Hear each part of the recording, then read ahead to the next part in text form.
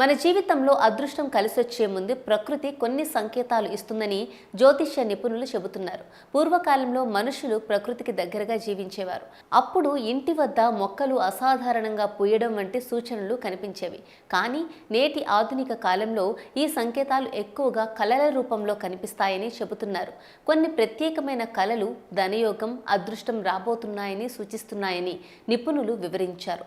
మొదటగా తెల్లటి గుర్రాలు కలలో కనిపించడం చాలా శుభప్రదం. ఇది ఒక అనూహ్యమైన ధనలాభం, జీవితంలో మంచి మార్పులు రావడానికి సంకేతంగా భావిస్తారు. అలాగే తెల్లటి ఏనుగు లేదా ఐరావతం కలలో కనిపిస్తే అది సంపద, ఐశ్వర్యం, గౌరవానికి సూచికగా చెబుతారు. మరో శుభ సంకేతం ఆకాశంలో ఎగురుతున్నట్టు కల రావడం. ఇది జీవితంలో ఉన్నత స్థితికి చేరుకునే అవకాశాలను సూచిస్తుందని నమ్మకం.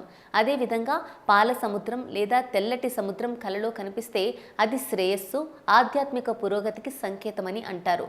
ఇక పూల వాన కురుస్తున్నట్లు కల వస్తే త్వరలో జీవితంలో శుభాలు, విజయాలు, సంపద వచ్చే అవకాశాలు ఉన్నాయని జ్యోతిష్య నిపుణులు చెబుతున్నారు. అయితే ఇక్కడ గుర్తుంచుకోవాల్సింది ఒక్కటే, అదృష్టం వచ్చినా కష్టపడి పని చేస్తేనే ఫలితం రెట్టింపు అవుతుంది.